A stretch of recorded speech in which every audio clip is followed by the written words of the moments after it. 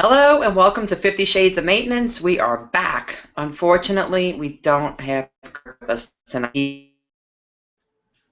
Hopefully he is watching this from the airplane. We'll see. He's going to try and follow the comments and maybe respond to anybody who comments below.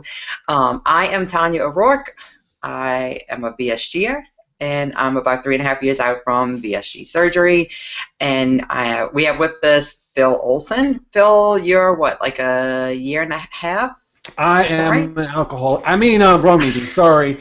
Yeah, 20.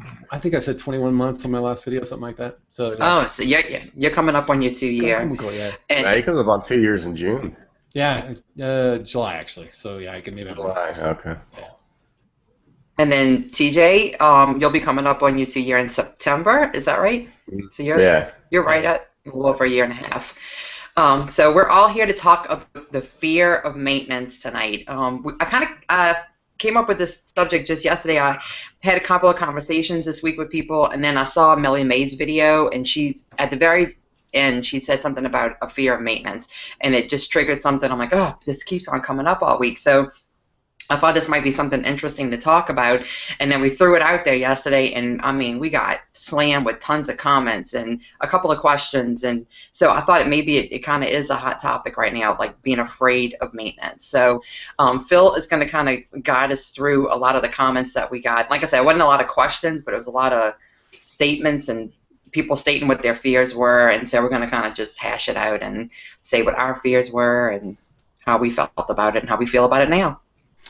Yeah, so we're going to go through the Facebook stuff first, but I will try and pepper in a few of the comments from the actual video feed as we go as well. So if you have them, please put them in there, and then we'll go from there. So let's start off. I'm going to just go, I guess I'll start from the bottom since those were the people that got there first. At least I think. Who knows with Facebook? No, it's the people at the top got there first. It's not a forum, so it goes top down, not bottom. There we go. Never mind. I'll go to the top then. Yeah, Jody Olds. Yeah, she says I have a fear that I will be unable to keep up with fitness, start eating crap, which I have at times, and suffer regain. I hate sweat. It gives me a headache, which I think is funny. So let's start with Tanya. Tanya, any comment on that? I mean, we're just commenting on comments, so this may be a little weird this time. Yeah. Well, I'll say I wasn't afraid of that going into maintenance, and because I was very much into my routine. I logged my food. I did my fitness. I was more afraid of losing my fitness when after I had my tummy tuck surgery, because I knew I'd be out of commission for a few weeks, and you break the routine. And I have to say, with the first tummy tuck, I did get back into my routine pretty good. But with the revision I had, I'm completely off the wagon. So I have to admit that it can happen. You can stop doing the fitness, and I can see a difference. So that's a valid fear. It can happen. TJ, any follow up on that? No, I think it's completely invalid. Completely invalid. Just kidding. No. It's I think I think that's I mean, it is a valid fear, and I think that it's something that you have to do. I think you have to do exercise, or you have to be extremely disciplined in your eating to have long-term success. Yeah, I think I don't fear losing my workout regimen because I was working out so many years before surgery that it was already kind of ingrained, and now that it's a little easier, it's a lot easier to do. But I ratchet it up, so therefore it becomes a little, equal. But I am constantly mixing up my workout, but I'm always going. Always going. I get freaked out if I don't go 4 days a week, at least just for my personal stress level alone. Nothing to do with really maintenance. But so that's good. But the eating is definitely, there's a lot more crap in my diet than there should be, and I've really had to spend the last probably 2 weeks really tightening back up. So that is a very real possibility. I think if we get into some more of these comments, we'll talk a little more about why. Yeah, well, let me ask you. I was just gonna say, with me, I had a big move that I had to go through, and then I had shoulder surgery on one shoulder, and then shoulder surgery on the other shoulder, and that takes forever to recover from. And then I finally got working out, and then I cracked 2 of my ribs. So it's just been like, fuck. Every time I try to get back into fitness, something happens. And I tried to just push through it. I was like, fuck it, I'll just eat painkillers and do it. And I couldn't do it. It was that painful. Yeah. Yikes. Well, and I think that's what happened with me with the second tummy tuck. It was right at the same time I was having a major arthritis flare, and so I can remember going out for a walk after the revision and coming back and crying because I was in so much pain. And that was one of my biggest fears, is that I'd have an arthritis flare, or I would be in so much pain from surgery that I wouldn't be able to get back into it. And that's what happened. That's exactly what happened. But I can't blame it on that anymore. Like, I'm not in a flare now. I'm not in a lot of pain.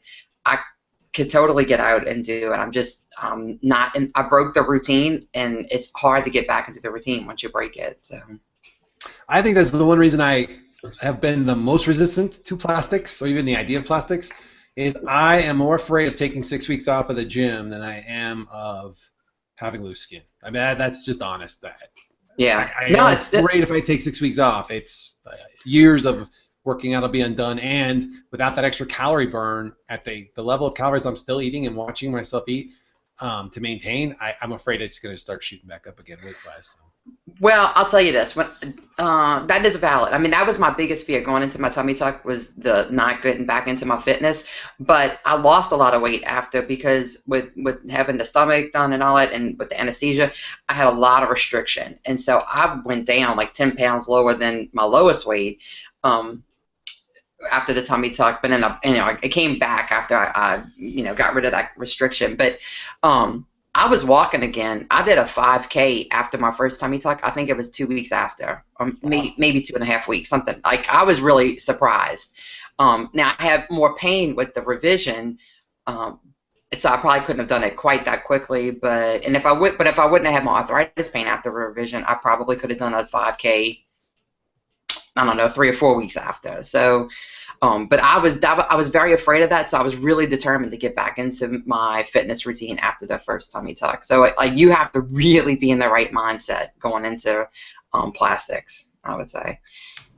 I'll never do plastics. I might get a nose job. A nose job? Actually, I do have to have my nose fixed, so if I ever do plastics, I'll have that fixed. But like a deviated septum or what? No, I got punched in the nose when I was a kid, and the cartilage got bumped out this way. See how that? Yeah, so it is a deviated septum for the most part. It's the same I know. thing. Because when I breathe really deep, it just this nostril closes up. So did that happen because you were lifetime fat? Yes.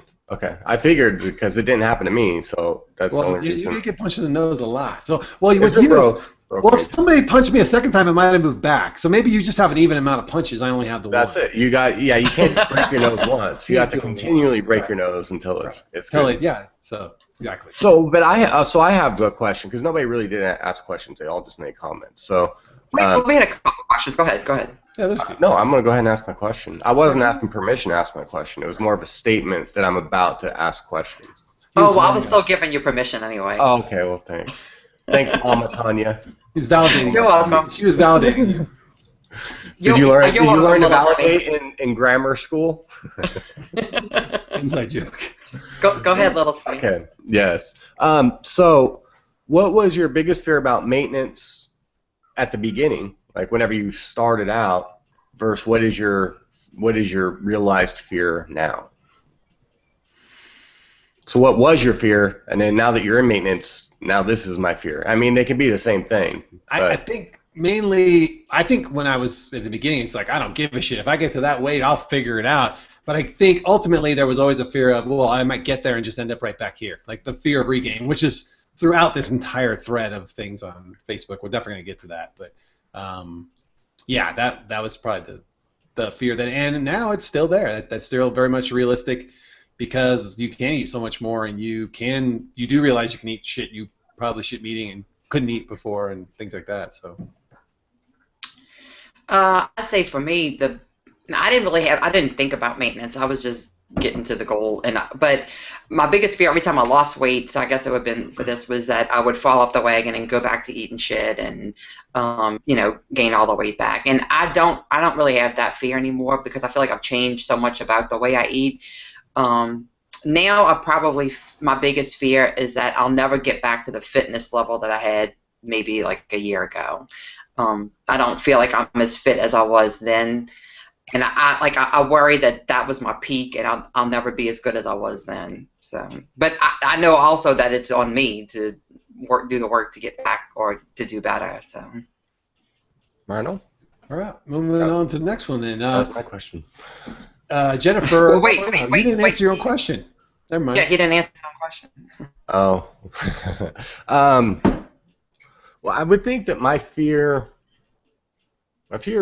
right after surgery was that I was going to have to do the shit that I had to do during the weight loss phase forever. I was going to have to measure food forever, count calories forever, not have soda or coffee or, things like that forever. That was more my fear than anything, was just that, like, it would just be a lifetime of strapped to numbers and weights and scales and measurements and accountability and blah blah, and that was my biggest fear, which I let go pretty early in the process. So that's never really been an equation in this. So I think my fear now, or it's not really my fear, it's kind of my facing my fear of it or whatever, is that whenever I was going through my journey, I made an emotions video, and I talked about that you had to be selfish through the journey, right? And I still think that I'm not gonna take that back. You do have to be selfish and really focus on yourself in order to be successful at the weight loss. But once you get to maintenance phase, you have to pay your fare. So you're going to have to pay the toll for whatever it is, all that selfishness and all the shit that you did for the past year and a half, 2 years, whatever it is, you are going to have to pay up. And so that's kind of my deal. You got to deal with that. So whether it's just internal turmoil, or if it's for some people it's divorce, for some people it's losing friends, for some people it's, whatever it is. I'm not saying one thing. Are you clicked on Tanya? She's all I see. No. Yeah, I like looking at her, but that's all I see. Anyway, so you have to pay up. So you're gonna have to pay for all that selfishness. So is your fear that it's a lifelong payment, or that it's like gonna be a major thing that's a hardship all at once? No, I think there is some bit of lifelong to it, but it's just more the fact that you have to do it. That you have to go through that. That's a part of maintenance, is paying the toll for the trip you just took. That it wasn't a free pass. It was not a free pass, right? No. No. I think and that could be different for everybody. Right. It's everybody probably has. I'm sure there are people who don't go through that, maybe, but most of the people I've associated with or talked to, whether they're married or single or male or female or old or young, they all are paying some price for the trip they just took. Right. So yeah. Well, it made a major life change. So there's not only a payment, but there's a whole shift in lifestyle. So that causes a payment. I think there's a payment. No, it's a payment, but it's no. I think Sonia was saying it's a payment because it's not just because you were selfish. It's because you changed along the way, and who you are now comes at a cost to the way you were before. Like, well, I think that. Well, yeah, it does, but it's. I view it as payment. So let's just say a spouse, for example. You ignored them, or they supported you, and you were just selfish through the whole thing, and you pushed them aside during this journey. Well, now at the end, you need to make reparations for that to that person. You know what I'm saying? They just supported you for 2 years of your life during your loss phase, and you treat them like shit or whatever. This is just an example. Yeah, example. Right. But they had to go through all that, so now you have to pay the price of that. You're going to have to overcompensate and mend that relationship again. Right. For other people, it's going to be friendships. I know, like with a lot of the single people who aren't in a relationship, their friendships got affected. Because people didn't understand it, and they saw, oh, well, you're changing, and maybe you pushed them away, and you went to this world of WLS, and now you get to maintenance, and it's like, but all my friends since I was in like 6th grade are gone, or that I don't talk to them anymore. So now you're going to have to mend those fences for the people that's worthwhile for. That's a good thing, is through this you get a chance to see people's true colors. You get to figure out who really is my friend. Right. And there are ones that you're going to miss, and you'll find out that they're worthwhile. So that would be your payment. And for other people, if they didn't lose people along the way, it's just the mental aspect of it, getting back right, because you're gonna overcompensate during your journey, and once you lose weight, you might become a cunt. You know, you might be like, fuck, I'm hot, and you're just like treating everybody like shit, and then you're gonna come back to your normalness, and you're like, man, I was a cunt. Now you gotta deal with all the guilt of that. So.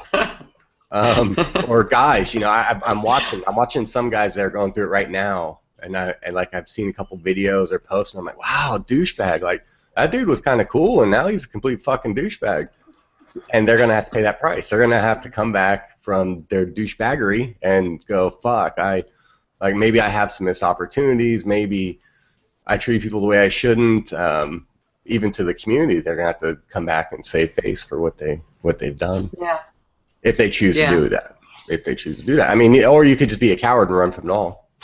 You know? Well, and probably a lot of people do that too. On your channel. They don't. You're like, oh my God, I'm so embarrassed. Oh my God. I know, but I don't think it doesn't stick. You know, I mean, like eventually people get to a point where they're able to handle that. They're able to deal with it. They're able to pay that price. They're able to talk about their stuff, and so then they make their way back to the community and they explain. They might explain. They might be like, hey, this is what I went through. This is why I left, and I'm sorry. And some people come back without apology, and they're not welcomed very well, so they have to go through the process of fixing that stuff. I'm trying not to piss anybody off. No, I think you're grabbing it. I think you're grabbing Yeah, it. I think you're Okay. Yeah. I agree with you. Yeah, it's perfect. And if you think that I'm not talking about anybody in particular, but if you think I'm talking about you, then yeah, you probably need to fix whatever you did. Yeah, if you feel that way, you may obviously. Right. You have if you're sitting there going, "Oh, he's fucking talking about me," I'm not, but you obviously have something to make up for. That's a good point. That's a good point. Well, we all go through our nice little cocky phase where we think we have it all under control or figured out, and we're fine. And so I think everybody has if you're a YouTuber, you all have your moment where you said something cocky and know-it-all-ish, and we all have to own a little bit of that. Right.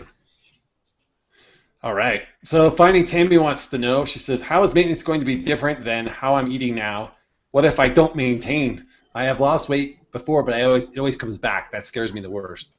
Yeah, but I think that's something that is different with weight loss. Not that, or weight loss surgery, right? Or is she saying she lost it through weight loss and then gained it back? I'm thinking she means in the past she's lost it and then in the past. Right. So now she's had weight loss surgery. So I mean, now you have a tool. You have an advantage, right? You've been building a house using a rock as a hammer, and now you have a hammer as a hammer. So now you're more efficient at building that house, but you still got to put the work in, you know.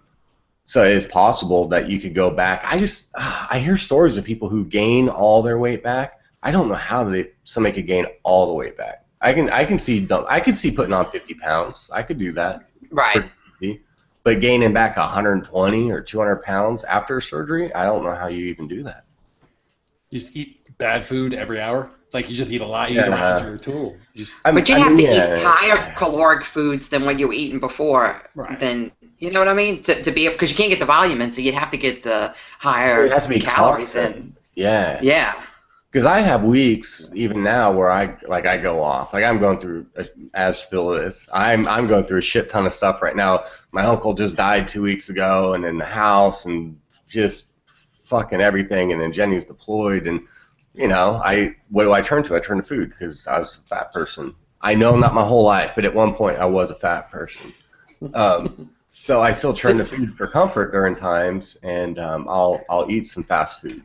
Luckily, I still can't eat breads and shit like that, but I'll turn to some fried chicken, and I'll puke it up. I'll still turn to it. Or ice cream is one of the few things I don't throw up, so I'll eat a lot of ice cream. And you know, I pack those pounds on, but then I understand, okay, well, I just put 15 pounds on in the past 2 weeks. Get your shit under control. I tighten the shit up, and you know, I do what exercises I can do, and it comes right back off. So I think it has to be willful. It has to be willful in order for you to gain that much weight back, I think. Well, and that's the thing too. Like this is something I was thinking about being in maintenance. Like you're going to gain a few pounds because you went through holidays or what stressful period, right. Whatever. Before weight loss surgery, that was like the beginning of the end, and you would just I could never refocus, or it might be 2 years before I refocused again. now you might go off the rails, but do you think that the WLS makes it easier to refocus within 2 weeks rather than 2 years? I mean, that's what I think, but yeah, and you just went through. I just don't think that it can come back on as rapidly. You know, I mean, like you could pack on 20 pounds pretty damn quick before surgery. It takes a lot of effort to do it now, but yeah, I just think that then it was easier for it to snowball. You know what I mean? Like, yeah, you lost 70 pounds, but fuck, shit sucks, and life's hard, and now I've put 10 pounds on, and here we go, and then you just start shoveling stuff in your mouth. And I hope that you took weight loss, the journey of weight loss, correctly. You properly prepared yourself during that journey. That okay, so I did something bad, whatever. I don't even consider it bad, but I've gained the weight. I don't like the weight. You just do the same shit you did to get it back off. Sure, it might be a little bit harder at 2 years, 3 years, but yes, I guess the short answer to your question is yes. Having weight loss surgery makes it much easier. Phil, I don't know what your thoughts. I think I still I'm gonna semi-agree with you and then semi-disagree. But so I think my metabolism still remains the same. Like I'm still eating very little food to maintain my weight, and I'm working out a lot. Now I know that weight loss happens in the kitchen and fitness happens in the gym. I get that. I think it's like a 70-30, 80-20 split, to be honest with you. I'd be very blunt with you. I worked out like a fiend before. It did very little for my weight. It just did great things for my fitness. I still believe that's true, even thinner. The other side of that coin is the tools that I built along the year, the mental tools, recognize shit when I'm doing it. I think those are almost more important than the sleeve itself, because I could eat around the sleeve if I want to, and I could put on weight, no problem. But I will catch myself doing dumb shit, and then I'll be like, I'll catch it earlier, and I'll go, why am I doing that? I'll ask the question. Before I would just do it and just power through it, just pies and cakes and whatever to drown my whatever at that moment, pizza, whatever it was. Now if I catch myself eating crackers every night or corn chips with cheese on them every night, I'm like, what are you doing? Stop! You're doing this because you're stressed out, and because I think my stress journey has been 6 months plus now, and no end in sight for a while still. I got to learn how to maintain that stress. I have to learn how to deal with that stress in a way that doesn't involve alcohol, food. I have to figure it out. So I still struggle, but at least I'm aware of it and I'm being cognizant of it. So I think that's 90% of the battle, and I think that all came from the weight loss journey, not the sleeve itself. So sleeve's more like a laying that foundation. Yeah, you lay that foundation, and then you kind of just hopefully you ride that wave and stay aware. Yeah. I definitely wasn't aware in the past. When I'd start to gain weight, I just ignored it. So I think you have to set a hard goal, right? You have like I'm gaining weight back. I got to pay attention to it, and then like you have to have a hard stopping point, and it's going to be much higher than you think it is. So if let's say you get down to 205, and you're like, okay, if I get to 210, I'm getting back on the shit hardcore. But no, I'll put it like 220. Like give yourself that a decent punctuation.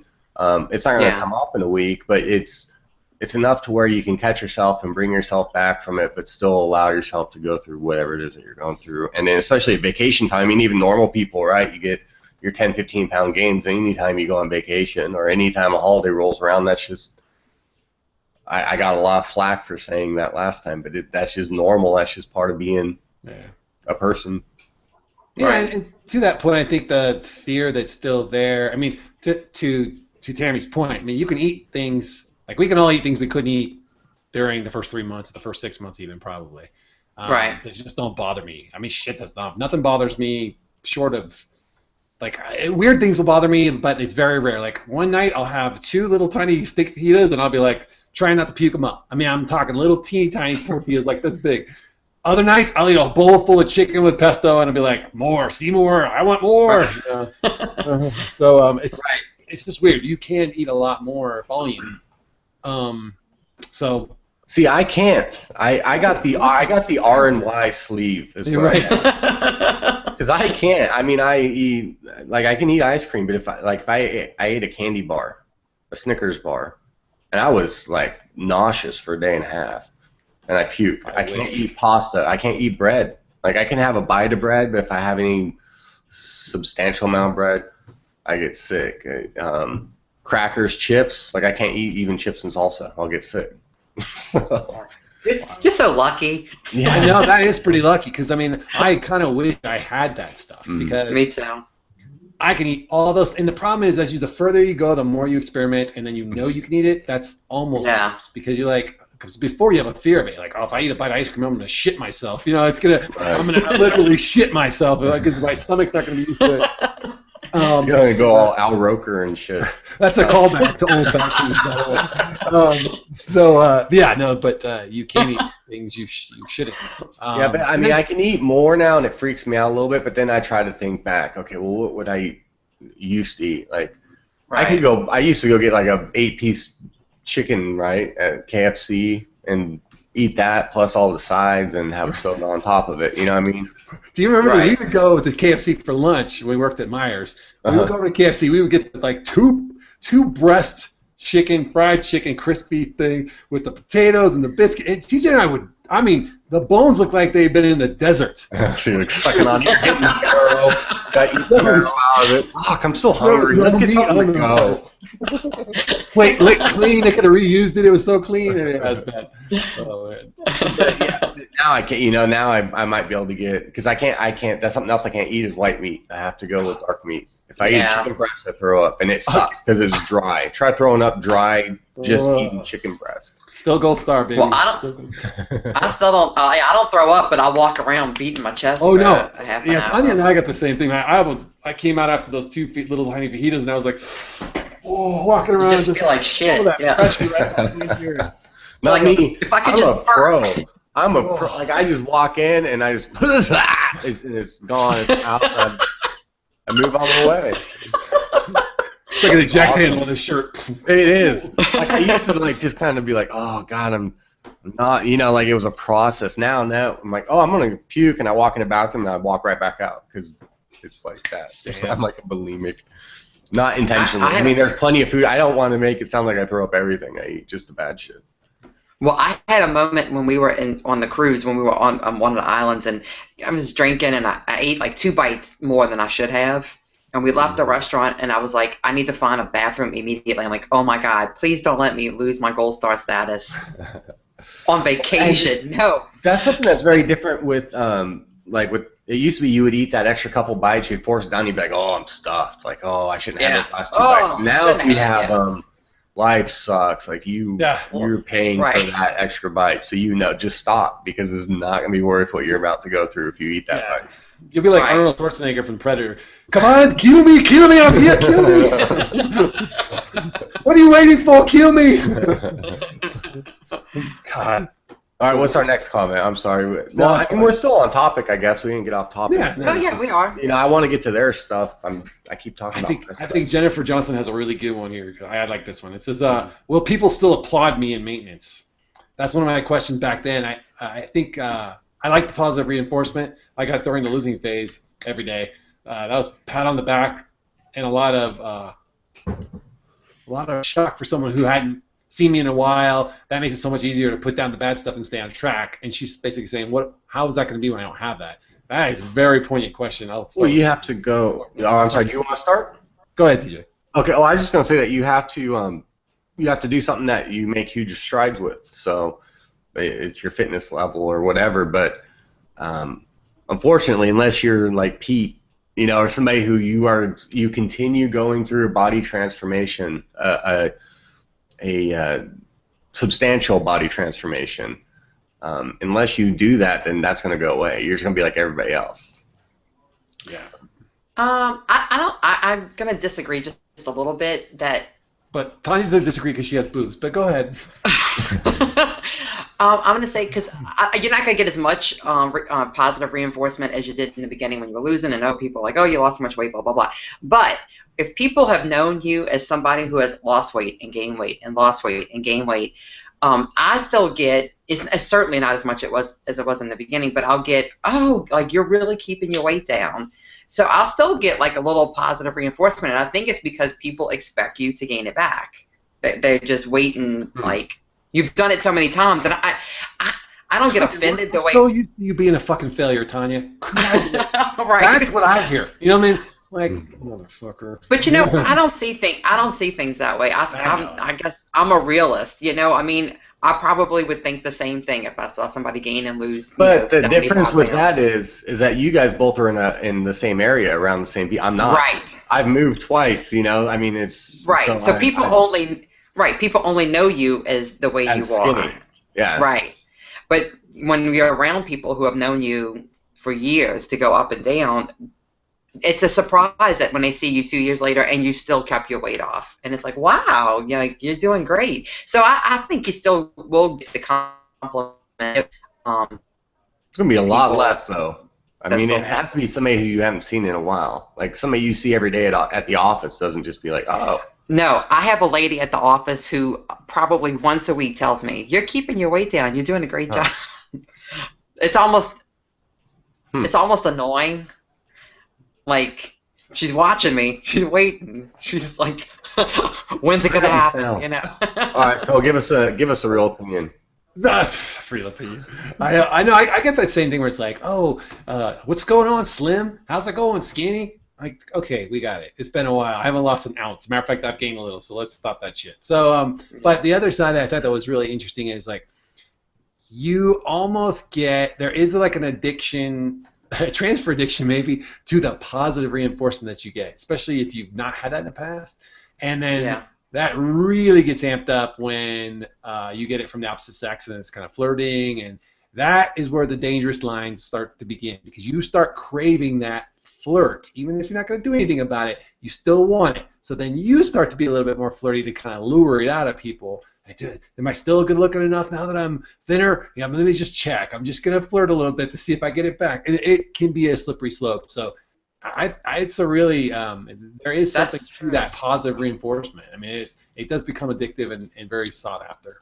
Because I've always been that way. Maybe there is some validity to the lifetime fat, but Oh wait, oh, thank God the camera's running. I mean that's the only thing I could think of, or maybe it's a personality thing. I don't know, but I mean I've always been a flirty guy, fat or skinny. So I don't know. I mean I just think that I don't know. I mean I see it. I hate that anybody talks about it because it's causing a rift in the fucking community, and I blame you, Phil Olson, for that. Thank you. I do my part.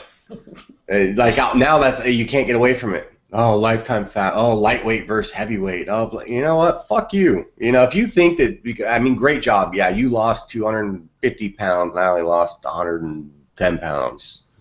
I don't find you to be better than me, and I don't find that my journey is less, or the fact that I was fat for 12 years and you're fat for 40 years doesn't make your transformation any more great. I don't think that was ever the point of that from me. And if anybody not from you, no, I don't think so. But I'm just saying in the community, that's what I'm seeing. So that's why I get angry about it. Is anytime that you start getting separation.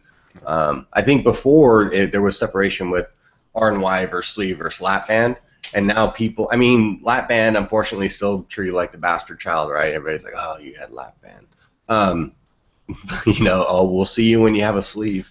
But you know, it's just that was the big difference, right? A while ago, and now the big difference is lightweights versus heavyweights versus lifetime fat versus short-term fat versus, you know, it's just like why is it versus anything? Why is anything more valid than anybody else? I don't know. It's just my view. But then again, I wasn't lifetime fat. TJ's taking it back. He's flipping it. He's flipping the script. I know, right? Flip it for real. Flip it for real. That's an ad lib line too. That whole scene, when they're in that booth, all of it is ad lib. That's why they're laughing so hard, because they're making each other literally laugh. That's pretty funny. We'll see. Anybody who can tell us what movies that's from, the first person to tell us, because everybody's gonna go Google it. Anybody that knows what movie we're talking about, you get a shirt. Put it in the comments. Nice. Oh, that's true. We need to do some giveaways. Well, I know. We also have to give away the shoes. We have to give away shoes, which I think goes to, what's her name? The chick that got eaten by the shark. Yeah. So there you go, Amy. Right? Send us your address and your shoe size, and you're in Australia, so you'll get it in like 6 months. No, she's got a American post office box because of the place she lives. Her husband does some contract work with the military, so it gets there pretty quickly. So we're in good shape. Oh, good. Okay. Well, either way, so yeah, we need your address and your shoe size, American shoe size. And we'll save on shipping. Awesome. Yes. Very good. Okay, let's move on. I mean, I could go on to more on this, but I'm going to move on. So great question, by the way. So I loved it. Jamie was saying, her fear is getting past the bad habits that sneak back up, which I think we've all kind of talked about. That mental, like, I still crave shit when I stress out. I still crave bad shit when I stress out. I don't crave chicken. I don't crave perky jerky. Sometimes I do, but not normally. I normally crave bad things, Well, that's because of the soothing effect it has on you. So. Yeah, there's a chemical reaction. Yeah. It's similar to cocaine whenever they look at brain scans. Sugar and cocaine have a similar effect on your brain. I think that's why I chew gum a lot, because I crave like that chewing. So I could never get enough, and then I would probably feel shitty because I'd eat too much. So I chew a lot of gum because it's like, I think it's nervous. When I get stressed out, I get nervous, and then I want to chew. So it's soothing. Speaking of chew, I chew a lot of gum because I quit chewing a month ago today. Nice. Congratulations! Yeah, thank you. Very nice. Yeah. I took up heroin, but I'm not chewing anymore. Well, I'm going to go off on a little tangent here because you brought that up. Okay. Everybody who's watching. Heroin. Heroin. Heroin's really good. No, I'm kidding. I had to keep your weight down. No, I had an experience, and I'm going to run this by you guys in particular just to see if you kind of have a similar thing. Like, I got some bad news about somebody, health related, and it was based on a habit that they had. Maybe it could be tobacco, it could be weight, it could be whatever, right? It doesn't matter. They got a symptom, a known symptom of that particular habit. If it's smoking, it could be cancer. If it's being overweight, it could be a heart attack or stroke or whatever, right? So I find it. It's not that I don't feel bad for them. I do. I'm like, oh, that fucking sucks. But it's like at the same time, I'm like, you fucking knew that could happen. Now you're like, oh my god, I can't believe this happened. It's terrible. Yeah, the warning label's right there. Everybody knows it. Do you guys kind of have a harder time when you see somebody bring something on themselves with being as empathetic? I'm not saying completely non-empathetic, but as empathetic if it's self-induced versus just out of the blue. Like. I think I'm less judgy as I used to be. Like, I think when I was really still fat, I would have been like, oh, well, you brought it on yourself. I'm bringing it on myself. Now I kind of know that everybody has their shit, and probably my first initial reaction is a little bit of judgy, and then I kind of step back and like, well, but we all got our own shit. Right, so okay. If they couldn't get control of it, then... I'm of the no, you brought it on yourself. I'm right in between. That's so interesting. I'm not in between at all. Like me, if I get mouth cancer, am I gonna be like, oh my god, fucking? Well, yeah, you chewed for 25 years, you fucking retard. No wonder you got mouth cancer. You know what I mean? Like, I would say the same thing to somebody who says, oh, I got cirrhosis of the liver. Well, you probably shouldn't have drank for 30 years then, huh? I mean, I still feel bad that you're gonna die. That sucks. And if it's cancer or something like that, you're gonna die a very slow and painful death. So that really sucks. But I mean, I'm not. It's you're paying the price for being a fucking moron. Yeah, I mean, I guess I was struggling because I feel bad for the person, but not to the point of where I'm like, oh my god, this is shut down everything and focus on this person getting right. What you need right. But I don't get that anyway. I'm not that way anyway. Like I said, my uncle just died week before last, and I was upset for a couple minutes and. Not that I didn't love him or anything, but I mean, death is very much it's just part of life. It's going to happen to everybody, and it sucks. So but I don't know. I don't think I have that same view on death that people have. No, I feel like everybody has their. Everybody's is going to happen to everybody, Right, and I just feel like everybody's got. So, like, nobody's perfect, so everybody has their own thing. And so if somebody's drinks, somebody does drugs, somebody whatever, everybody has their own thing. So if that's what causes you to die, then that's what causes you to die. I don't know. I just... Yeah, you could, and really, you can live a healthy life, and you look at all these people who get hit on the side of the road while they're jogging. They never smoked. They never ate anything bad. They lived a healthy life. they get hit by a car, or they just have an aneurysm, or they, I was gonna say, whereas someone else, they smoke a pack a day, they drink, and they, and they live to be 98. I mean, it's just, there's no I'm not saying they deserve it or anything. I'm just, I'm not insinuating that. It's just like you just have less sympathy. Like if somebody I knew who ran every day, was jogging down the side. This did happen actually. Who ran every day, took great care of herself. She was in great physical shape.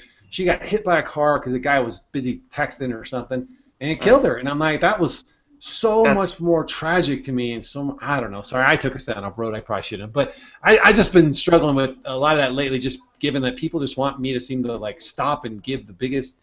Like, oh, stop! This is the way more important than anything that's going on in your life, and I'm like, no, it's not. It was kind of expected. Everything's life and death, right? The bad things that are happening to TJ with his house and his wife being deployed and stuff. That's life, right? I mean, that's his life, and that is stressing him out. My stuff that's going on with the house and the roof. That's life. That's happening. This happens to be death. That's also happening. I don't know. I've just been. I don't know, but you could look at it. You can look at it as your friend who was young and healthy and fit. Some dude's texting and runs her over. Well, then she probably shouldn't have ran next to the road. So wouldn't that be the same as chewing or smoking a cigarette? I mean, you're taking a risk by running on the side of the road. That's a good point. So at what point do you stop? But you make a good point. Yeah. So then we could go into, then it's a morals thing and an ethics thing and all that. So since I don't have morals or ethics because I'm an atheist, have morals and ethics. I'm just like, all right, no, everybody will die, and if you die tomorrow, well, that was a little early. But, all right, sorry, my bad. I did that. That's my fault. Moving on. All right, see. So Kylie, Chasing Dreams, is saying she's afraid of never getting to goal. Did that ever play into your guys' mind? She's got 15 kilos. That's about 30 pounds to go. Well, yeah, I'll take it from. I didn't know what my goal was going to be, so I didn't know what it was, where I was going to stop. So, I don't know if I had a fear of not getting the goal. I just had a fear of not being successful. I didn't really have a number goal, so that the number wasn't my worry. It was just not being successful. So. And TJ, you talk really long because I'm going to go send my minion to get that thing we talked about earlier, so I don't have to end early. So. Oh, okay, very good. So no, I wasn't scared of it. Go ahead, Phil. No, I'm just kidding. I mean, my goal weight was very arbitrary. The doctor didn't give it to me, and I just guessed that, well, this would be kind of a cool weight to be. And then whenever I hit it, like in 2 days, I was like, well, maybe I should change that. And so I changed my goal a little bit, and then I hit that, pretty quick. So for me, there was never that fear. But some people, they take a long time to get the goal, and then you have to. I still say you have to really. The goal is not a number, right? We've had that talk a million times. Right. I think for you, you need to set your goal based on what it is that you're looking to get out of life, and whenever you get those things, then you're at goal. But I guess you could still not get to that. Well, I think. For me, I think what I did was I kind of set a way of eating and a way of exercising, and I got really frustrated when I got to like 185, and I was like, fuck it, I'm calling goal. I can't, I'm irritated. I don't want to keep looking for a loss and whatever. So then I called goal then. But then I just kept eating the same way and exercising the same way. And then I kept losing weight, and it was slower, but I think I never had like a number that I was working towards. And I think a lot of times people pick a number. Just pick a number. Either the doctor assigns a number or they pick a number, and then they think, oh my God, I've picked this number. I've got to keep it. And they don't appreciate, well, I've lost 115 pounds, but I can't lose that last 5 pounds, so I'm not at goal. Well, no, you actually are at goal because you're eating the way you've made your pattern. You've set what you're going to do. Mm-hmm. You're doing it. You're living a healthy lifestyle. Your numbers are good. You go and get your labs done. Everything's good. Why does that last 5 pounds really matter? Why does that mean that you're not at goal? You are at goal. You've hit maintenance. Well, maybe you're not. Maybe you set your goal weight too low. Right. I mean, that's what I think. I think people do.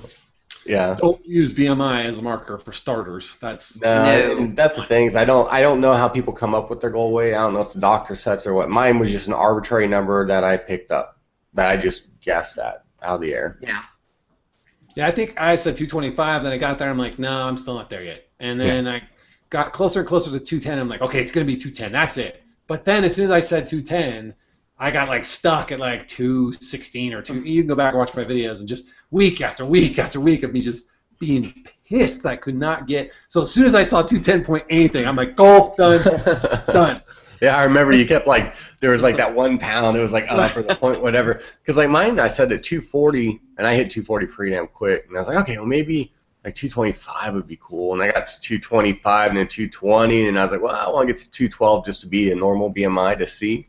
And then I got past 212, and then I was 207. I was like, ooh, fucking skinny. Yeah, I went too far. Right. And then I gained weight back. So I give myself a huge buffer. Like if I stay under that 240, I'm happy. But I try to stay in the 220s to the 2 teens. Somewhere in there is where I stay there, because I don't have to work overly hard to maintain that. Because I'm not interested in killing myself or devoting hours every day to the gym and not ever touching anything that actually tastes good, and not, like, that's just not my thing. Not that I have a problem with anybody who does that. Good on you, but that's just not my thing. Right. Well, and I'll say I lived like that for a long time, where I was super vigilant.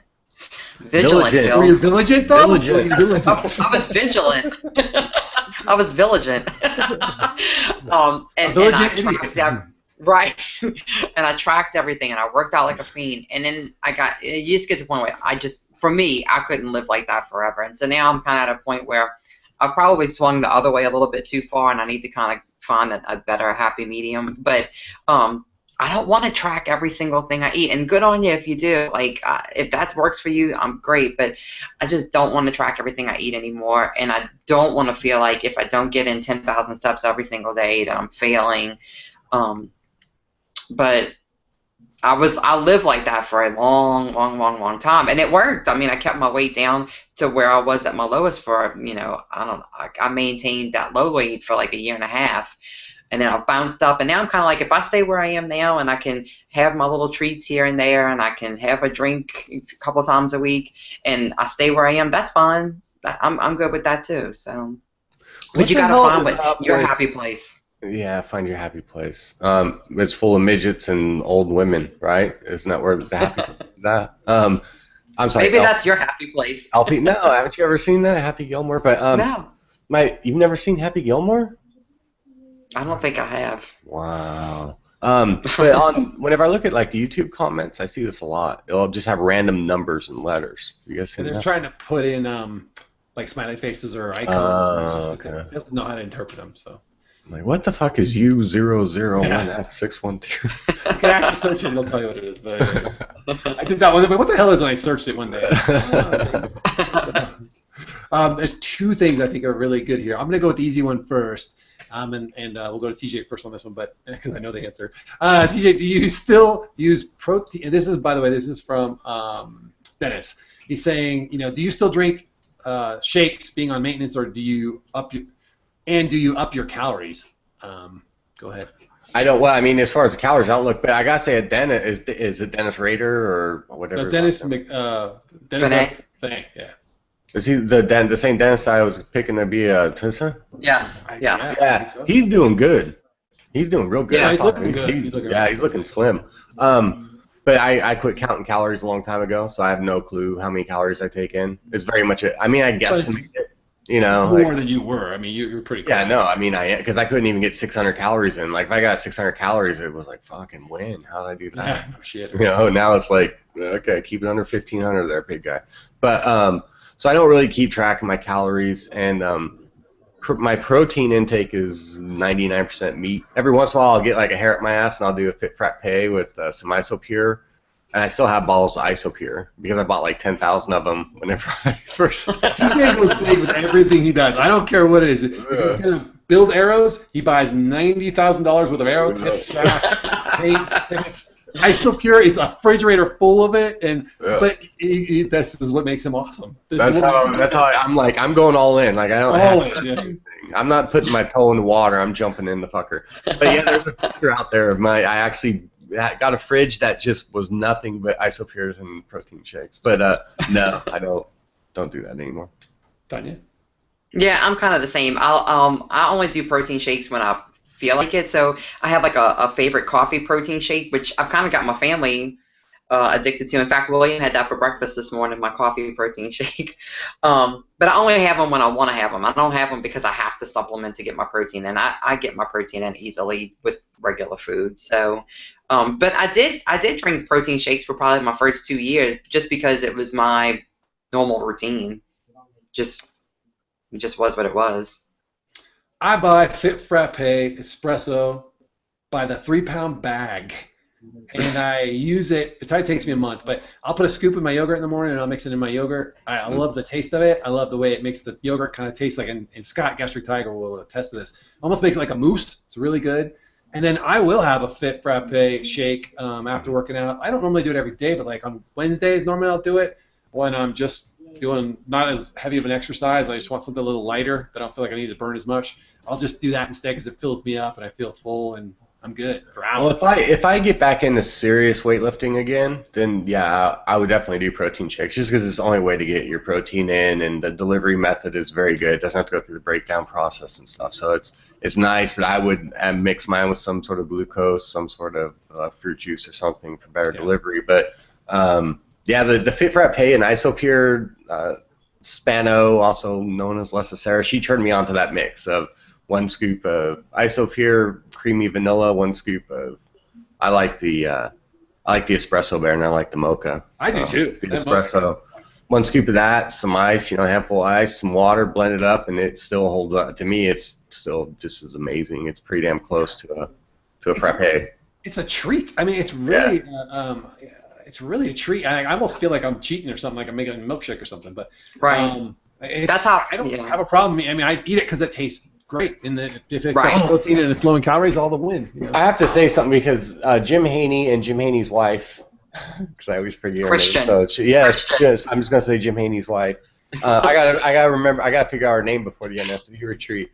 Right. But they were on the Naked Truth, and I said that Isopure was my go-to, and they're like, how do you drink Isopure? And the thing was I bought all different kinds of Isopure. I taste tested them, and I found ones that were palatable for me, and I have to drink them like almost ice cold. They have to be cold. If they get warm at all, they taste like a donkey has diarrhea and they're shitting in your mouth. Yes. So thought you were ready to go with polar bear piss. So yeah, polar bear piss. Tanya did not know the answer to that question. I agree with you. I could only eat the orange pineapple Isopures were the only ones I could get, the pre-bottled ones, and they had to be like damn near frozen. I mean, just short of icing up, man. They had to be cold. Yeah. If they warm up at all, I can't do it. Nah. I only liked the grape ones. That was it, and I didn't even drink them that much. Yeah. Mine was a red one. I don't know. It's so funny how we all like different ones because and that's one that you'll be very polarized on. You will drink just the ones you like, and the other ones will taste like ass in a hat. There will be no. Well, that's why I told people. That's why I told people back during the journey. I'm like, you gotta try them all and see, because everybody does have their own. That you either like it or you don't. There's no, it's all right. There's none of that with ice. Right.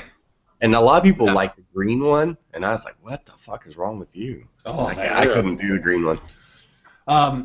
So the other question, and I think this could be a whole show, to be honest with you, and I think there actually is a show here, but I'll ask it, and maybe we do the light version, maybe come back to it another day. But, and I'm trying to find out who asked it, and I apologize to the person because it's such a great question. If I find it, I'll give you credit in a second. But they're worried that they're going to get to maintenance or goal and maintenance and still not be happy. In other words, you won't. I'll just cut you off. You won't be happy. Go right ahead. You will not be happy whenever you get to goal, because in your head, what you think goal is not goal. It's just not. And there's a whole different.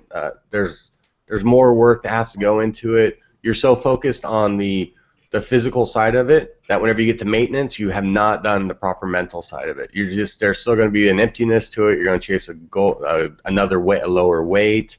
You're going to chase activities. You might have affairs. You're going to do all kinds of stuff to try to chase that to fill that void, to fill that hole, to fill that emptiness. It's going to happen, whatever it is. A lot of people turn to alcohol, right? Because it gives you that warm, fuzzy feeling. Not that you become an alcoholic, but you just, that's what makes you feel good. But it all comes down to, trying to find fulfillment. And you're going to be extremely devastated if you put everything into a number. If your whole world revolves around the number on that scale, you're really going to be fucked. Right. Right, because not only are you going to be happy when you're not going to be happy when you get to the number, you're going to be even more depressed because you don't have the high of losing and seeing the losses anymore. It's like a double whammy of feeling shitty. Yeah. Yeah, that's what I'm talking about. You start chasing other validations to give you that high again, and there can be some slippery slopes there, like alcohol, whatever. Alcohol and women, they're both big trouble. Hey. She's telling you, with alcohol and her, that's as everybody in San Diego will attest. They're all crying about Tanya, how pretty she was, and how they miss her, and it's a mess. It's a mess. It's very Faustian. So keep talking. Right. So if you guys are familiar with the story of Faust, I mean, Mephistopheles and Faust make this whole bet of there'll be this happy zenith that you'll reach when X, Y, and Z happen, and they make this wager, go read the story. I'm not going to tell you the story fast. But just real quick, Jim Haney got the question right. It was the usual suspect, so we need to make sure that he gets a shirt. Very good. Oh, cool. Yeah. So, it's human nature to be pursuing the next thing. Yeah, the next experience. Right. The next thing. And although I would say go after experiences, there's plenty more. There's plenty more evidence to say that you will be a happier person if you pursue experiences versus things. But that's the nature of human beings. You're going to have this one thing, and you'll be like, okay, now I need to work on the next thing, or whatever. I need this other thing to fulfill me, or oh wow, I thought it was just the weight, but it wasn't the weight. It was the way I felt about myself, or the way I thought others felt about me because of the weight. Now I got to fix that other thing, So yeah. Yeah, and that's. I mean, it really. I mean, being fat, and Phil, you did this. And I think maybe it's a lifetime fat thing again, but there is some validity. I hate it when he says validity. And when I flirt with chicks, was it that I was getting old, or was it because I was getting fat? And I didn't know, and now I know it was without a doubt because I was getting fat. Like, complete difference. And I mean, I got a gray beard and everything, and I get that flirtiness that I would never have got fat. It just wouldn't have happened. Where was I going? Oh, so a lot of people, they pin everything, all their depression and every bad thing that's ever happened to them, and every rejection that they've had, and every job they didn't get, and everything that's happened to them bad in life was because they were fat. And once they're not fat anymore, and that bad shit still happens, they're like, well, no, wait a minute, this shit happened because I was fat, not because there's something wrong with me. Or because people sometimes don't get the job because they're not qualified. I mean, all of a sudden, it's you have to deal with a certain realization that every bad thing that's happened to you wasn't because you were fat. That's true. There may have been several situations along that road that were because you were fat, and that will be a mindfuck too, because then it won't happen to you, and you'll still be pissed because you'll be like, so I'm good enough now. You'll have that. The script just flips. I mean, you right. Still have, I was saying this, I would never ever. Yeah, that's how you start. Whenever you say never ever, so that means that you know that's gonna happen. Just sign a contract, so you right away. So Kirk, don't get too excited. I wasn't about to say anything about penis, but I purposefully would not date anybody who would not date me when I was single and overweight. Nah, wouldn't do it.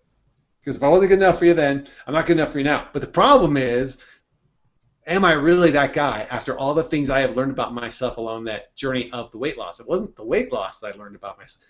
The weight loss facilitated a lot of mental work to make me change who I am and my self-value and my self-worth.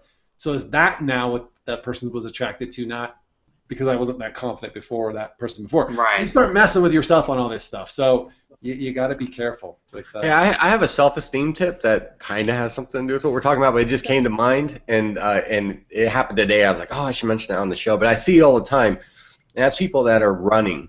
So whenever I see somebody that's even just slightly overweight, or somebody that is overweight, and they're out jogging, or even they're just walking around, exercising at all, they do this. They're looking down. They jog when they're approaching somebody. They're looking down. They're looking down. Somebody who's very fit and in shape, they're up. Their eyes are forward. They acknowledge other people around them.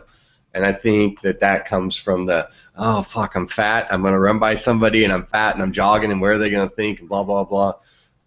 So for self-esteem reasons, you guys need to pick your heads up and make eye contact with people. And I think that will help a lot. That will help. Yeah, force yourself to do it, yeah. Yeah, I mean, it'll feel real uncomfortable at first, but stop looking down. Yeah, fake it till you make it.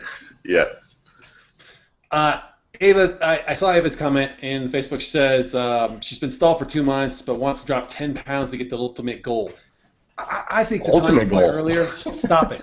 Just stop there. You're fine. Just say your maintenance now. You've reached goal. You're in maintenance. If you happen taking that stress off yourself, you'll drop that 10 pounds in the next 2 months. It'll just happen. And if you don't, that's okay too. That's okay too. Exactly. It's fine. If it's 10 pounds, like, don't get me wrong. I get it. I am 212 right now. I really prefer to be 207. I just like the way it feels. I really like to be under 205. I like the way that feels even more.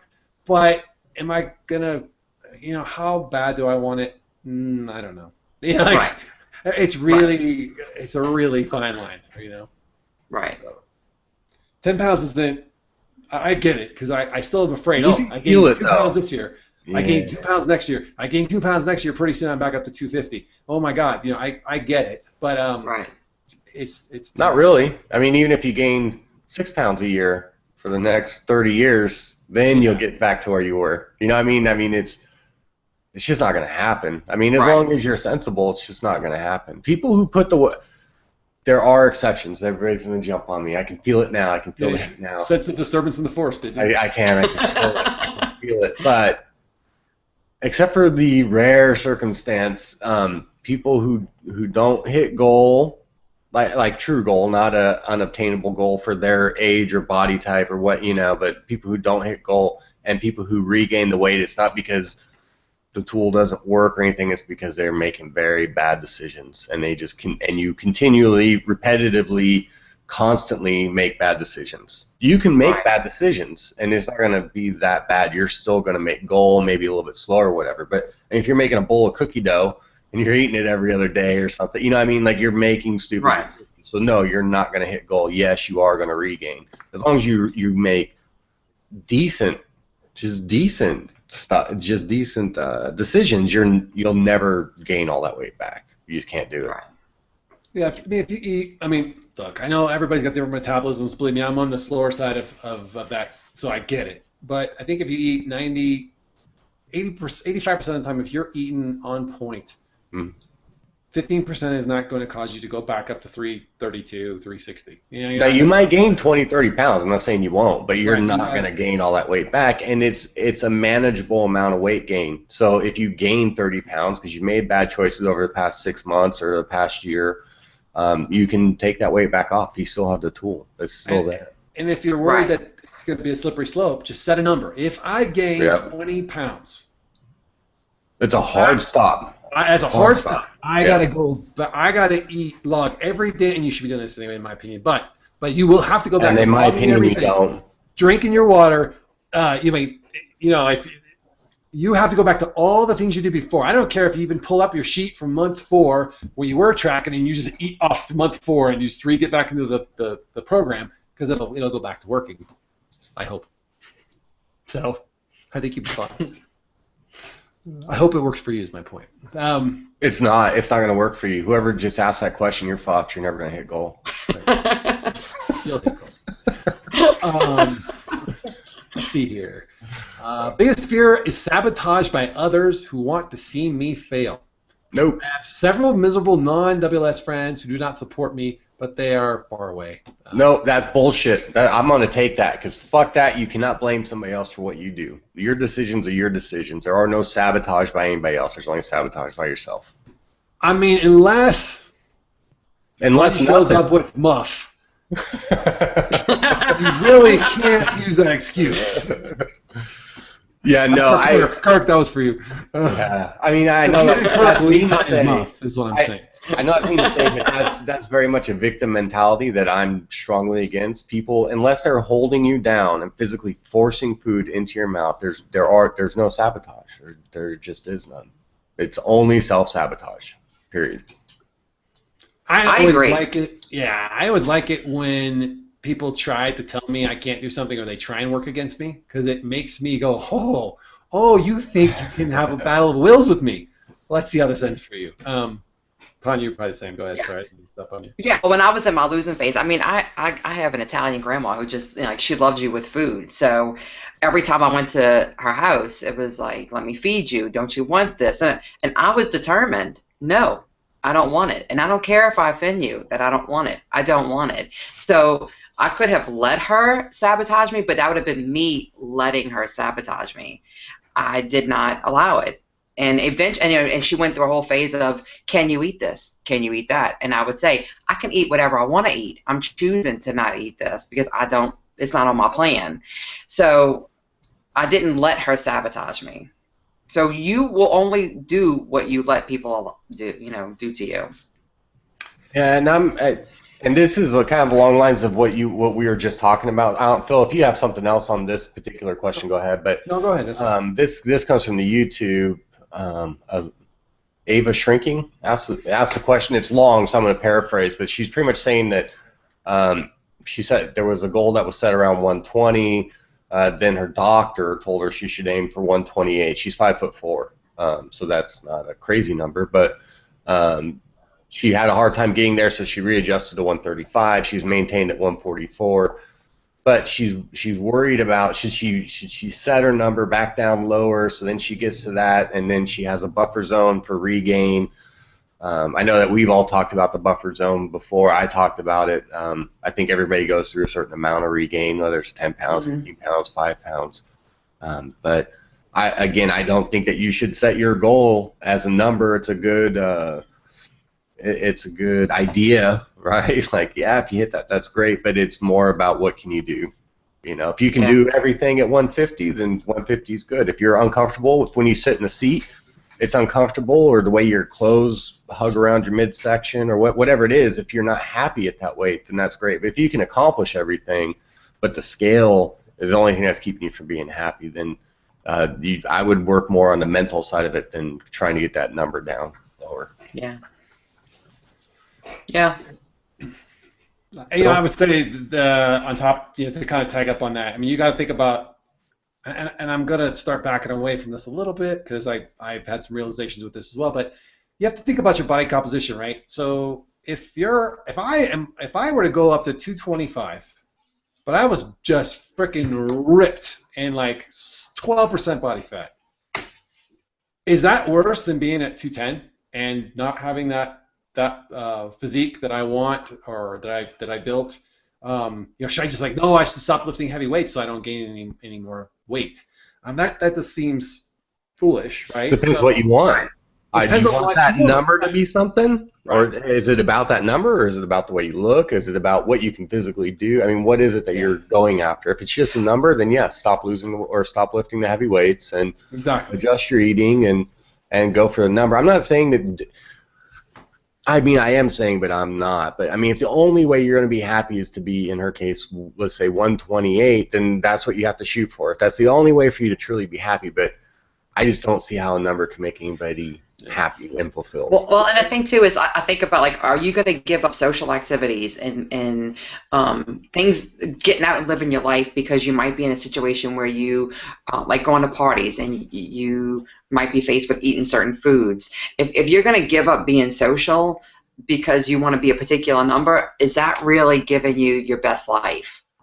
And that's a personal choice. Like if the number is that important, and you're willing to give up all extracurricular activities to be able to focus on eating right and never going off plan to be able to maintain that number, and that makes you very happy, then great. But if you really want to be a social person and you're holding back because you want to stay at a particular number, then you're not living. That number isn't realistic for you.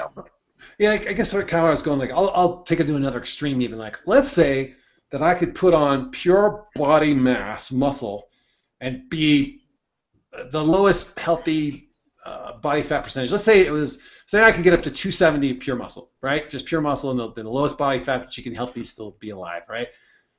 I can't kayak anymore because I'm too heavy for the boat. I can't use a regular ladder anymore because I'm too heavy for the ladder. I can't sit on a regular chair anymore because I'm too heavy for the chair. Am I happier? No, I'm back to being miserable, even though I look like a freak, a muscle freak. Right. There has to be a balance, right? So, like, that would not make me happy, but it might make Pete happy. Like, Pete might be like, fuck it, I don't care if ladders and chairs will hold me anymore. This is the body I wanted, so he's happy. So right. It's his 270 muscle-bound, gargantuan Olympic lifter body that makes him happy, and he more valuable than my 210 fit, can do everything I want to do lifestyle that makes me happy. No, they're equal, right? So you got to think about that for yourself, and only you got to know that. So that's right. Only you. My doc said 250 and you could stop. Bullshit, I'm not stopping at 250. I was never stopping at 250. My doc told me the 50 pounds was all I was going to lose. He says, you'll probably lose 50 pounds. If we do R and Y, you might lose 80. That's what my surgeon told me. I was like, my doctor told me you're in control. You'll stop wherever you want to stop. Yeah. So Scott asked a question about did we ever fear that you would lose happiness because you wouldn't be able to eat foods anymore? We kind of covered that at the very beginning of the show, but that was the first couple minutes. But did you guys? I said that was a fear at the beginning, but I lost that pretty quick. Did you guys? Were you like, oh fuck, I'm not gonna be able to eat chocolate cake anymore? I was praying I wouldn't be able to eat those things. Actually, I was hoping. No, I'm telling you, I'll be honest. I was hoping that the surgery would make it physically impossible for me to eat cookies because I love fucking cookies more than any other sweet.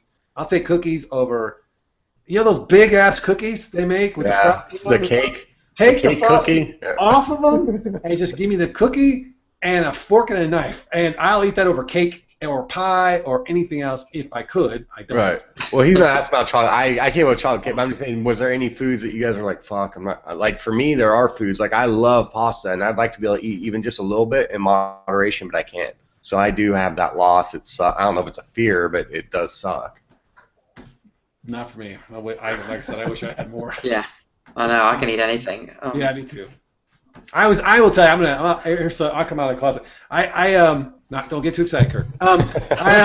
Kirk's up in a plane right now. Not everybody knows, but he's in a plane right now on Wi-Fi. So he started screaming like he's getting tackled by Caroline Marshall. Caroline Marshall's got him on the ground, handcuffed, gun in his back. He's like, I don't care. Phil's coming out of the closet. He's mailing me back my ring. It's worth Guantanamo. My wife bought. Let's talk about internal sabotage. She bought a sausage tortellini with pesto, like just basil pesto, which I love, and I put on chicken all the time, which is actually really good because it fills you up and it keeps you full for a while. She made a big ass bowl of tortellini with pesto pasta, and I'm like, this could end badly because I'm not going to stop when I feel uncomfortable.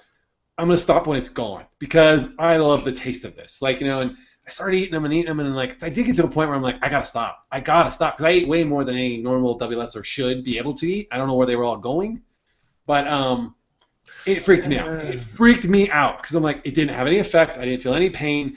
I could have gone back for more than an hour, and I probably would have had I not just. I think that's just where you're at though, because there's times where if I eat like 2 bites of something, I'm stuffed, and that's it. There's other times. Yeah.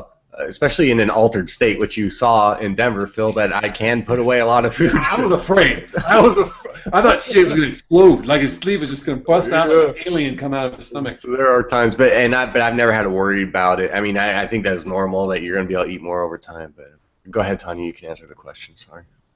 What was it? I'm thinking. Was there anything you were scared that you wouldn't be able to eat anymore? Like, were you like, fuck, I will never be able to eat muff again? Well, I'll be honest. When I went into surgery, I kind of went into surgery as one of those people who thought, oh, I'll just eat less of everything than I normally eat. Right. And that's then, such a bad mindset.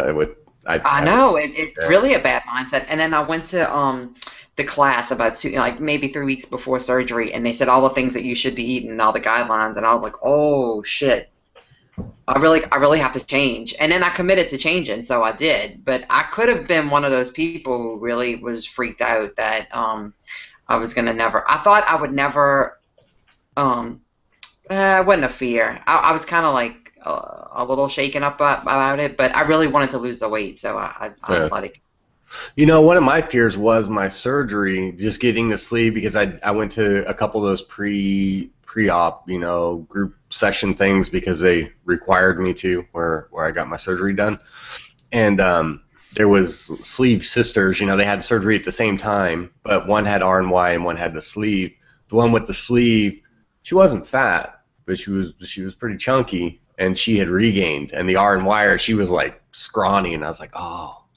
Am I choosing the wrong surgery? You know, like, should I get over my fear of R&Y and go that direction? So just did I pick the right surgery was my biggest fear for a long time. Yeah. Jennifer Mahoney asked, it's kind of similar to what Jennifer Johnson asked, and she's saying that she's not getting that satisfaction because she's not seeing the anything move on the scale. She's 3 years post-op, and she still wants to see the scale move. To me, that's easy to fix. Just eat a bunch of cake and gain 5 pounds and then lose it. You know what? I will say, though, that's fine. I mean, I'm laughing on the inside. But I have lately said I have to prove to myself that I could take 5 pounds back off if I want to. Like, right now, I'm so freaked out and stressed out, and my stress, the hormones are probably not helping. They're probably very high in my blood right now. It suppresses weight loss and all that stuff. But there's a part of me that's like, holy shit, I got to prove to myself I can lose 5 pounds. Even though I don't really care if I lose 5 pounds right now, I'm okay where I'm at, but I have to prove to myself that I can, just so I'm okay and I can calm the fuck down and go back to just not being so stressed out about it. Well, I'll say, because I'm further out than y'all are, I went through the phase of being depressed about not seeing the scale move. Even though I didn't need the scale to move, I was mourning the loss of the high of seeing the scale move more than I needed the scale to move. And then I went through the phase where I had to regain and I wanted to lose the weight. And like Phil, how you said, like, you wanted, like, I want to prove to myself I can lose this weight. And then I didn't. So then that really freaked me out. And, you know, I would go 2 or 3 weeks with really staying on plan and logging my food and exercise. And I would either like lose 2 pounds and gain it back. And so then I had to get to a point where I kind of got over that, and I was like, well, if I stay where I am right now, that's okay. And that's kind of where I am right now, that I'm higher than I really want to be. I'd love to be 10 pounds lighter, but I acknowledge that I am way better than what I was, and I'd make better food choices than what I did. And I know that I could do more, but I honestly have a feeling right now that even if I did more, it wouldn't make that much of a difference. Well, and that's the other part of her question is how did we come to terms with the number on the scale? For me, I quit caring about the number on the scale a long time ago. Like, I haven't weighed with purpose for a long time. It says really before even hitting goal. I mean, I would weigh, but my actions are never influenced by the scale, even if there's a huge fluctuation. If it gets to my hard stop point, then yeah, then there's action there. But really, it's just weighing myself out of habit. Like, even if there's a 7 pound difference there, it doesn't register. I'm just like, oh, well, there's a 7 pound difference, but there's no purpose behind it. I take no action because of it. So am I comfortable with the scale? I don't know, because I still step on it. I have to have some care about the number, but when I step on the scale, it doesn't influence me. That's my answer. Phil, what about you? I'm struggling with it still a little bit. Not a little bit, a lot. So here's the fucked up crazy thing about it. So, and I'll give you the day I went to my nutritionist last week.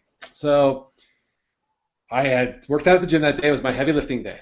I had done 30 pull-ups. I did 10 sets of 3. I did 30 pull-ups unassisted, my own body weight. I squatted my body weight plus my body weight on my shoulders. I benched my body weight, my goal weight, 205. Sorry, 30 times as well.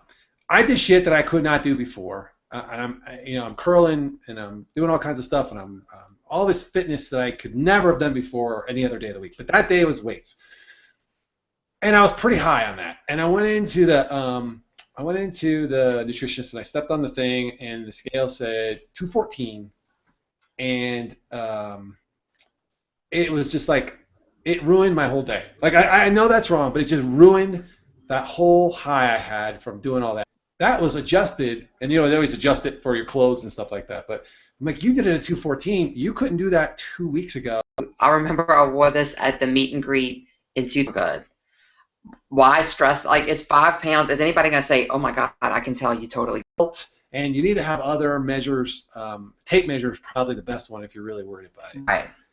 But it is a mental struggle still to this day at 21. All right. Do we have anything else on Facebook? Or because a lot of people ask questions or make comments there, I don't want to discount them. I'm just trying to hit the people that were hanging around for the live show. I did try and pick and choose there.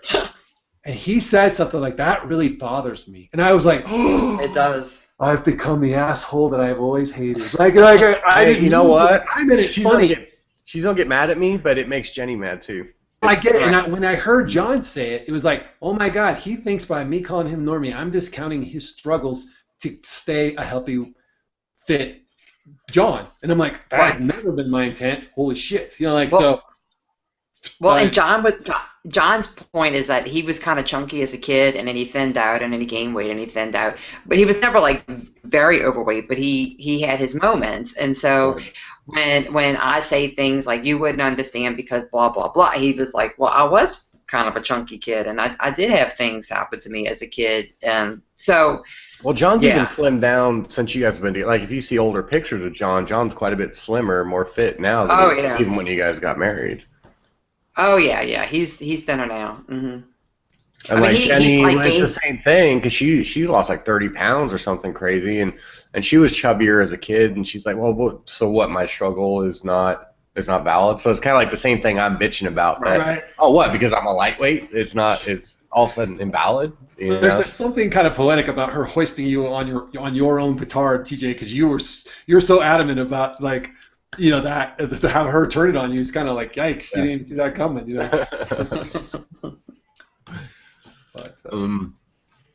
So anything else in there? Jim says that the tool does quit working. It sure feels like it could. I mean, he says, how dare you speak such lies, TJ? Some people's tools stop working, don't you know? I think he's anxious about it. Yeah. Oh. Well, we're friends with Kirk, so we don't have to worry about our tools ever stopping working. Right. He's got the hookup. Those things like Tic Tacs just on hand, so we're good. We did have a question. I'm not sure where it was, but Lorraine, and she's going to be at the NSB retreat, so I have to give her respect. She was asking me about PCOS and if I had any changes and did it improve, and that once you hit maintenance that your PCOS was gone. I don't think I'm the one to ask. I just want to tell her because I had so many hormone issues after surgery and losing the weight. My system was way out of whack. I can say now that I'm normal, and I don't think I have any PCOS symptoms now. But what's PCOS? What the fuck's PCOS? It's polycystic ovarian syndrome. Is when you have that's why I didn't know. Yeah, you have cysts in your ovaries. They cause you to not have a regular cycle. You have a carbohydrate resistance. You can get facial hair. It's a hormone imbalance. So maybe I do have it then. Maybe I should. It prevents you from getting pregnant and all this kind of. I do. Yeah, I do have this. I still have it. My weight loss surgery didn't help with that. I think I might be a lifetime one of these people. You're a lifetime PCOSer. There I am. I am a lifetime PCOSer. And surgery didn't affect it. Not at all. I think. How dare you most invalidate Tanya's syndrome? I'm sorry. Go ahead. Right, I'm gonna go cry. Get in line. Oh wait, I went down the wrong hole. Well then. There. All right then. I think she swallowed out with her ovary. I don't understand. But most women, they lose weight and it totally corrects that PCOS. And within a lot of women have a problem. Within 6 months they get pregnant, which you really shouldn't do because you can't get in enough nutrients to support yourself and a baby. Don't get pregnant from losing weight, just so we're clear. But I was not me. You can't get pregnant from losing weight. Yeah. It's just to clear that up for sperm is what causes pregnancy. They found. I just read a medical journal on this. It's sperm. No. He's right. They did tests. They're like, well, so they took women and they just made them lose weight, and then they put a penis inside of other women, and the penises ejaculated, and those are the only ones that got pregnant. None of the women who just lost weight got pregnant. Just a little medical clear up. We're not talking. Tanya's so pissed that Kirk is not here right now to team up on us. We're totally picking on Tanya. But Mama Rose says her question wasn't answered. Do you see Mama Rose? No, that's right. Yeah. She had a good question. Finish up. Let Tanya finish, then I'll get to her. Okay. No. I didn't have anything else. I'm done. I just said. We'll talk about your ovaries and your vagina some more, please. And your cysts, your cysty ovaries. Your cycles, because we don't hear enough of that in the community. I'm eating some jerky, so I want to hear about cysty ovaries. That solve my hunger problem. I have a regular cycle now, so had I not had a tube ligation, I could possibly get pregnant. Watch out. But not from the weight loss. Not from the weight loss. No. Right. Shit, TJ, you and I are like so on tonight. We're like seconds away from each other. Well, okay, no, not because of the weight loss. Okay, so here's Mama Rose's. I think this is hers. Yes, this is hers. Okay. I still have friends that are shocked when I go back to my hometown that I've maintained. It's sad because I feel like they look at me as I failed. From 47 to 170 to 180 times is amazing. Before, I could never maintain, so I find myself defending my maintenance. So the question is, anyone find this happening to them, and how do they deal with it, or how would you deal with it? I don't think you can... Go ahead, Tanya. Well, I was going to say, I think, because I've read her question, and John and I had talked about it actually last night. I think she feels like people think she wasn't successful enough. And, I mean, that's not my experience. But I think that's what she feels like people are judging her. Like, you weren't successful enough, and it's not good enough that you've maintained at the weight you are. You should have gotten even lower than what you are. Yeah, because she's lost, what, 300 pounds? 300 pounds, yeah. And I'm not sure how that's not successful, but... Right, but if people think that, or if you feel like people think that, then fuck them, right? Like, yeah. But it's easy to say, you know what I'm saying? It's easy for us to sit there and say that because we're not in that position. So I think that's something that people who maintain a larger stature even after weight loss surgery is that a normal person. See, I didn't use the word, but a normal person who doesn't know it, they've lost 300 pounds. They might view them as someone who is an overweight person. So I think the way to combat that is to point out the fact that, hey, I've lost 300 pounds. As soon as you tell somebody, hey, I've lost 300 pounds, if they're not shocked and like impressed by that, then fuck that would be my thought. Right. Yeah, I think these are people who she knew, and they're just like amazed that she. Again, it goes back to that whole comment, like, God, we expected you to fail because you're a fucking failure. It's amazing that you. I'm surprised you haven't failed. You know, like they're like expecting. I mean, I don't know. Maybe I'm misreading it, but you know, you can just tell them. You know, my favorite Louis C.K. line is why don't you go eat a bag of dicks? So if you don't, unless you're Kirk, that doesn't probably. Sorry, Kirk. But I mean, offend and suggest that's not a good thing. It's just most people don't see it as a good thing. It's funny because you can buy a bag of dicks now online. It's a big thing. But I got no time in my life, and I'm struggling with this with another relationship. But I have no time left in my life for people who are just a fucking pain in the ass and make me mad. Right. What's the point? I'm already halfway through my life. If I'm lucky, I still got half my life left. I get hit by a truck, I get cancer, I get whatever. That shit can happen, right? So I ain't got time for this, and I've tried to cut every single one of those types of people out of my life. The second I meet a new one, I do not get too close to them. I'm cordial and nice and friendly, and I stay the fuck away from them. That's just it. Like, hey, look, it's no offense. You go be you. I'm gonna go be me. I don't want anything to do with you. I'm not judging you. You are not a good fit for my life. Go away. Like, and that's just how I left it. Naiva, her question, I didn't see it. Did you guys see it? It's in the WS YouTube Addicts page. Speaking of which, I had to kick Bariatric Pal CEO out of the group yesterday. Really? Yeah. Yikes. Story there for after the show. No, it's just that he kept posting stuff that went back to the Bariatric Pals website, and people kept reporting it. And I kept taking it down, and I finally told him, I was like, dude, you can't go back to, this is a video group. I don't mean anything offensive to it, but don't post to your website because it's full of ads and shit. It's obviously a money-making thing. Right. And boom, got a bunch of reports again on the post. That's the I'm just killing time while you find a... You can't follow the fucking I have another question from Lorraine. Okay, but find... I found it. I have it. Oh, okay. No, go ahead. Go ahead, Phil. Okay. I have been maintaining the same weight loss for about 2 years. I would like... Congratulations, by the way. I would like to see another 40 come off. 40 pounds, I'm assuming. She doesn't want to just take a 40 off, But I don't want to live an unmanageable life trying to get there, only to cry about a gain should I wish to live a well-balanced life.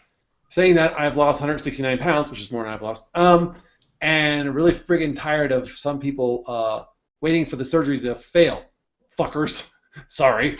I'm happy and healthy at 196 and 5'6", and a size 12, even though still considered overweight. Is that weird that I want to call my number now?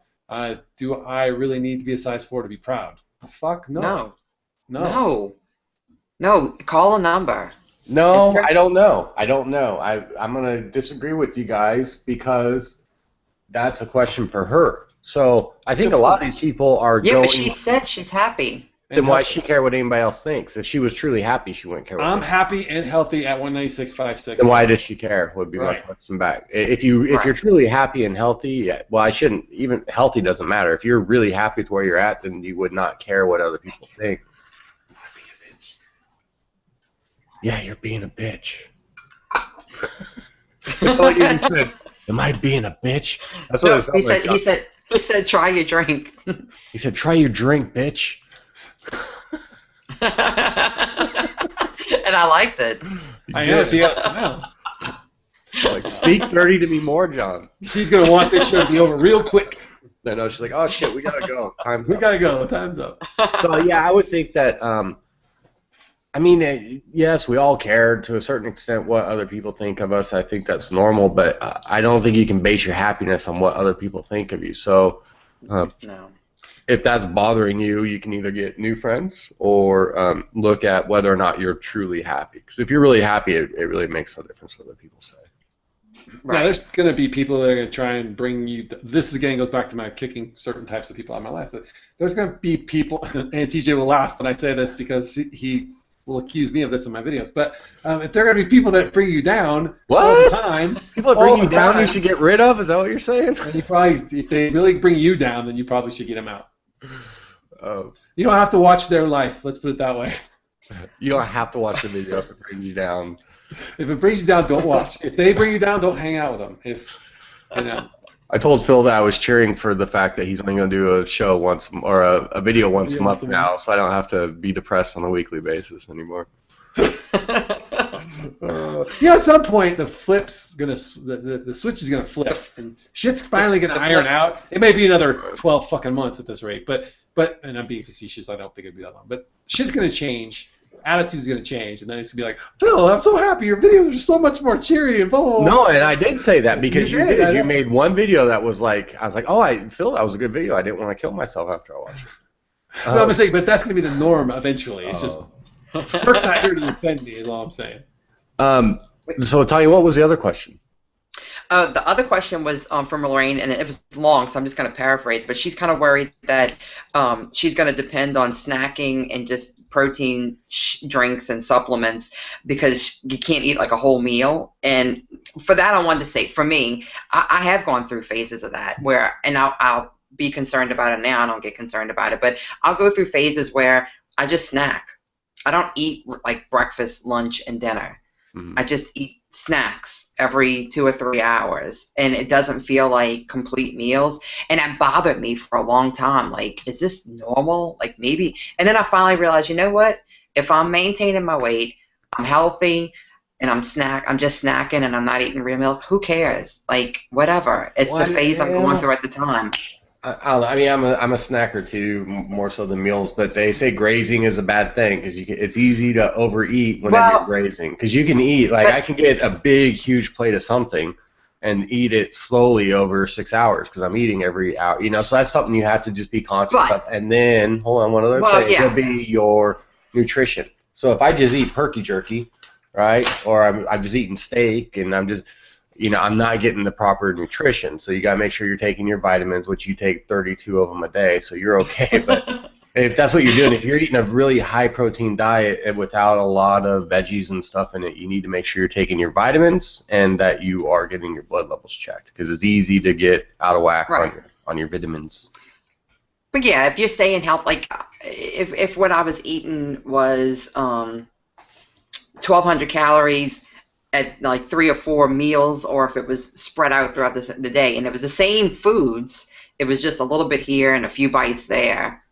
It's the same nutrition.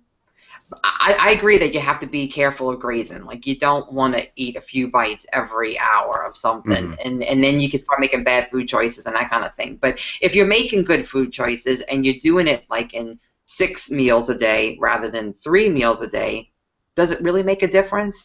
I'd say as long as you're staying healthy and you're making healthy choices and it's working for you and you're not gaining weight, then it is what it is. I find I go through phases, so.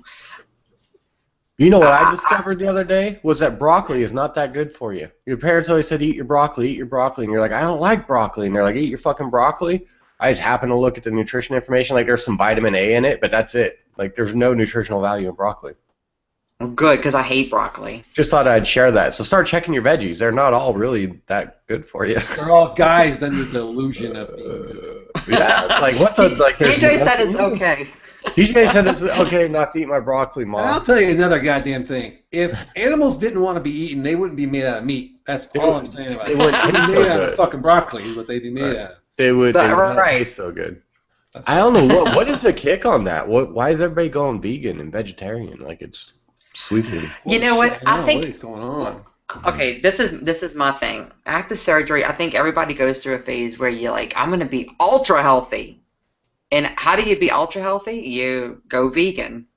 And I heard that some people they did like this like pound a cure or something. Like, I've heard a couple people who did that and like they were gung ho, like this is the way that WLSers were made to eat. And I don't know if you've heard of it at all or know. I don't know what you're talking about. No. Is there a book about that? I heard. Might get that sucked. I heard there was a book, Pound a Cure, out there. Everybody goes through a phase. Don't beat me up about it. I went through a meat phase, and I'm still in it. I've never been out of my meat phase ever. Me either. I'm still in my meat phase too. I'll be out of my meat phase when they stop making animals. Yes, exactly. And people. Me too. Me too. I'm gonna do another scan and then we'll call it a night. Hold on, let me just do a refresh. Wait, I thought I had something else. Wait, let me see. Besides, if you don't eat meat, you can't have Tanya's muff. So. That's right. You know what? The funny That's right. thing is, Tanya and John have been to my house 1,000 times. I've been to theirs a few times. I mean, we vacationed together. I've never had Tanya's muff. There's bread in Tanya's. Zero. Muff. There's a lot of bread. You can't. The meat itself. TJ, love. My muff will make you vomit. Okay. Oh, okay. You can't handle my muff. I'm not known to be a muff eater, so I would think muff from any part of the country would probably make me sick. Yeah. There's a substantial amount of bread involved in the muff. I don't want to put you in that situation. It's a bad situation. I can't do it. Like, even every once in a while I'll get wild hair and I'm like, I want like a Big Mac or something, and I'll take a bite or two and I'm like, and then I'll eat like a little bit of hamburger patty and be done. Yeah, I just can't do fucking. Now here's the weird thing is I can do unleavened bread. So anything that's not leavened, I can eat, like pita type breads or flat breads. I can do those, but like even some wraps, and I don't know if they put the yeast in it or what it is, but some wraps will make me puke, but others won't. But any leavened bread, maybe it's because I'm Jewish. I'm a Jewish Muslim. Right. Yeah. An American Indian Jewish Muslim. Yeah. Right. Yep. Okay. Makes sense. Something you guys said there, I was all hot on, and I totally forgot. You were hot on my muff. You were hot on your muff. The bread. We were talking about the bread whenever it snapped too. I was saying how I couldn't eat bread, and she was saying how, that's what distracted me off whatever I was on to. Damn it. But I was fuck, where was I? Oh, I was at the Food and Wine Festival with some friends here. It was her birthday, so I met him down there, and it was at Busch Gardens, and I got plowed. I got fucking hammered, and I ate a foot-long hot dog with the bread, with the cheese and the chili. And you didn't throw up? Something about alcohol. Yeah. I think alcohol like makes your stomach go numb or something, and you just and I can eat it. Because there's no way I could do that. I would vomit like crazy if I did that. But it's not even just alcohol. Like I have to be trashed. I have to be extremely altered in order for my stomach to take it. But wow. So I don't know what. So you're saying when you're extremely trashed, you can take a foot-long wiener. I can take a foot-long wiener bread with wrapping and all, with the bun, the wiener and the bun. Where's Kirk when we need him? I know. So it was great seeing Kirk. He just left. Yeah. Yeah. How was that? It was awesome. All these people are coming down and visiting me in Tampa, but somebody's been missing that hasn't shown up. Wait, I've taken. I know. Ooh, let me count. And I think even somebody else is coming right before I leave for the NSV retreat on the 13th. I don't know if I'm allowed to say who it is, so I'm not going to. I think I know who it is. Yeah, I know who it is, but anyway, she's going to be here right beforehand. And I'm coming down there after the NSV retreat, but you might be punking out and not meeting us because you might be too busy. When are you guys coming? What? Memorial Day weekend. When is that? I'll make a deal. If we can find 11,000 people to send me $1, I will make a special trip. I'll send you my dollar, Phil. I just need 11. Now we need 10,099. 999 people send me $1 now, and then I can come down there. Well, then we need to find 120 people to send me $1,000, or 120,000 people to send me $1. We can solve our problems this way, TJ. We need to go to the GoFundMe site and be fund our house remodels. There's this really popular weight loss show run by these two guys, and they could do like a telethon to raise money for us. I think that would be. I mean, I've heard of them. Something with an F. Don't say their name because we'll get. Then it'll be 11,500. Right, exactly. Right. So, but we can do a telethon at Phil and TJ telethon. We have to raise $131,000. Yes. You guys can do this. Then we can do. Then we'll go to 2 meet and greets next year if you guys fund us. TJ will go to a real meet and greet. So I'll go to a real live meet and greet if somebody can come up with that money. I think I would get permission for such a thing. There you go. Here we have it. We solved the problem. Once again, we solved the whole problem. So the NSV retreat, that people can still go, right? I mean that's not like I mean if people want to go, just message me. Through the 17th. 14th through the 19th, 14th. Well, it's oh god, I think it's the 15th. Is it the 15th and 16th? Is the actual activities? It's the wait. Give me a second. Hold on. I'm there the 14th through the 17th. Yeah. Well, the actual activities are on the 15th and the 16th, the Friday and the Saturday. So the 15th we're doing like the all-day rush where you can do basically everything, and the 16th we're doing kayaking and horseback riding. There you go. Well, I won't be doing horseback riding because I'm highly allergic to horses, but. You guys have fun with that. I'll just keep kayaking or something. I'll do something. But and then I'll be there. I'm flying in the night of the 14th and then leaving the morning of the 17th. Because you guys are my ride to and from the airport. So. Yes, I have it on my calendar. No worries. Okay. All right, I have one thing I have to say before we sign off because I feel like we're getting ready to sign off. Joe Green. VSG Joey G is having gallbladder surgery on Friday. I thought he already had it. How many gallbladders does he have? No, his gallbladder attacked. Remember? Oh, it attacked him. How does that work? I thought when you have a gallbladder attack, like you had to get it out, like it was an appendix type. Well, no. It depends on how bad it is. So his doctor gave him medication, and he's been taking it, and he's been okay, but he's having it out on Friday. So. I just want to point out that I take jiu-jitsu, and I've never had a gallbladder attack me, so you guys might just need to get a little self-defense in your life. They should take jiu-jitsu. If you are a weight loss patient, you need jiu-jitsu to prevent a gallbladder attacks. Yep. You'll be able to arrest the gallbladder attack. You'll be able to properly defend. Now watch, my gallbladder's going to go bad next week. Right. I was going to say, do all three of us have, we all have our gallbladder, right? Yeah. I tried to get mine out whenever they were doing the sleeve, and they wouldn't do it, so.